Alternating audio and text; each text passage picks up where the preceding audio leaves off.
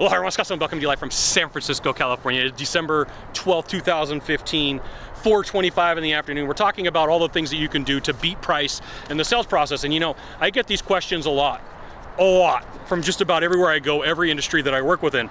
And so I want to go through this series with you, but then I also want to teach you the best way to deal with rolling price and getting past some of these obstacles you have in your head. So the first thing we talked about is the whole price game starts before you go on your call.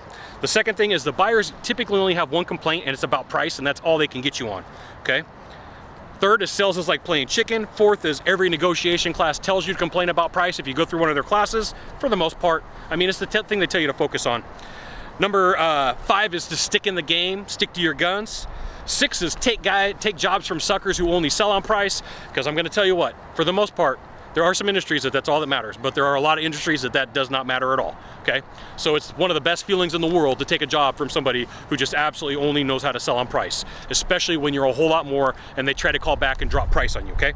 So the last thing to do, the way that you role play this is, let's say that you have a $10,000 product, service, widget, gizmo, super gizmo. And when you go through and you role play this and you're sitting with your partner or your manager, 10 times the amount that what you're going to talk about, 10 times the amount of the product. So if you got a $10,000 product, you're going to roll price at $100,000. And you're like, Scott, but why would I do that? Okay.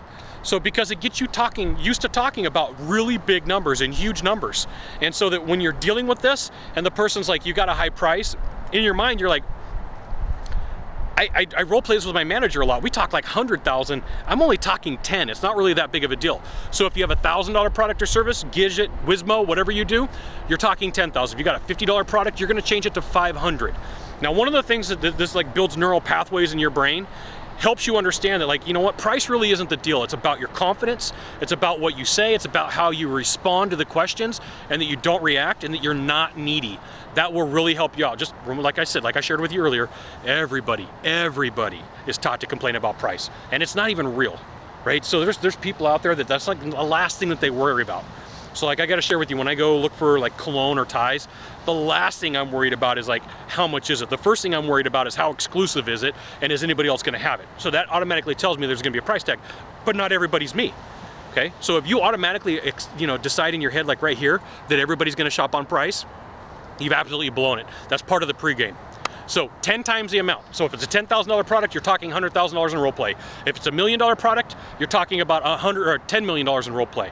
But just get used to talking about really big numbers, huge numbers. So that like when you tell your buyer like $10,000, it's not like $10,000. It's like $10,000, right? I can give you my product, my service, my coaching, my widget, my gizmo for a day. It's $10,000, right? It's not like it's 10,000. It's $10,000. It's 10,000. Nope. It's like, hey, please pass the salt. You want my training? It's 10,000. All right, I guess I'll do it. And the next question, you just got to know. The next question is like, well, can I get a discount? And then my next question is, what do you want me to take out? I can do this like piecemeal. I could do it, but what do you want me to take out? Like, well, I want everything. Okay, well, it's 10,000. And so just get used to like going back and forth with a manager, with a coworker, and talking about price. It's not really that big of a deal. It's not. It is not that big of a deal. Not that you make it more of a big deal than what you think, and because you make it a big deal, you believe in it and you start thinking about it, and then it becomes true, okay?